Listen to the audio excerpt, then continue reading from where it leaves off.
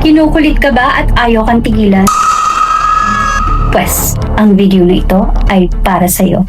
White lion prowls through the haze, stronger now in 1,000 ways. Untamed heart, untouchable gaze.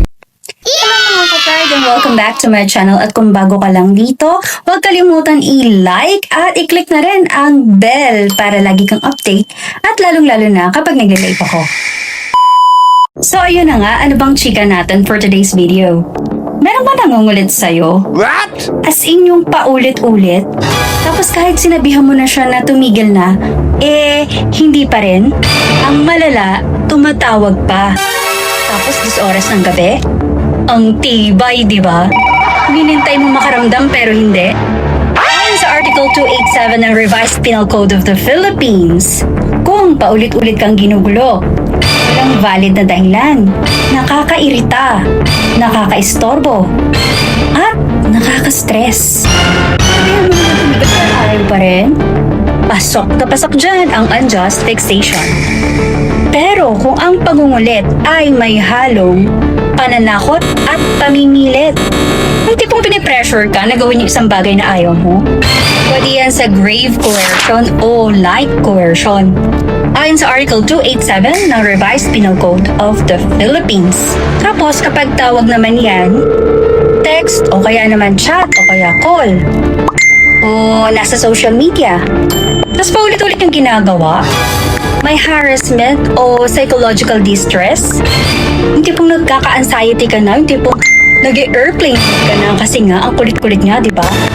May tuturing na yan cyber harassment, cyber stalking.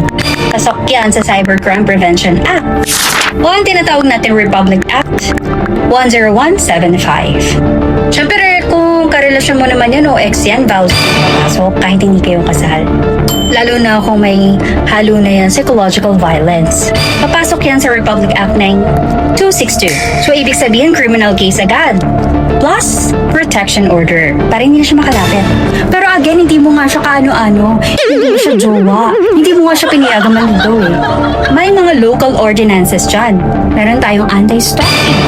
Ano-ano ba yung mga ebidensya na kailangan natin para dyan? Siyempre, yung screenshots, yung calls, text, tsaka chats, call logs, missed calls, ilang beses siya tumawag, at pruweba, patunay na sinabi mong tumigil na siya. Tapos inulit na naman niya. Makikita dyan yung mga date o pattern ng panggugulo niya. At lalong-lalo na kung may mga witness ka. So ano-ano ba yung mga pwede nating gawin? Siyempre pwede nating i-blotter yan.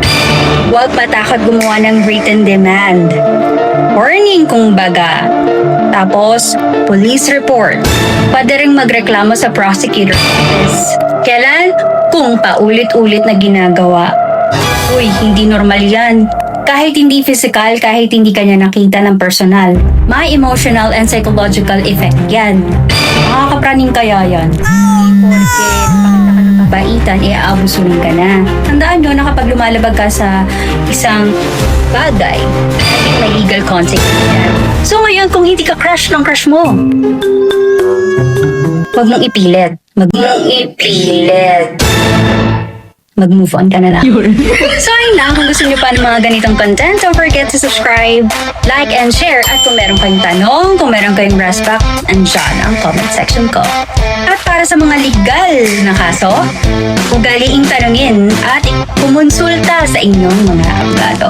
And once again, you are watching White Lion Returns. Thanks for watching mga ka-pride. See ya at mag-ingat.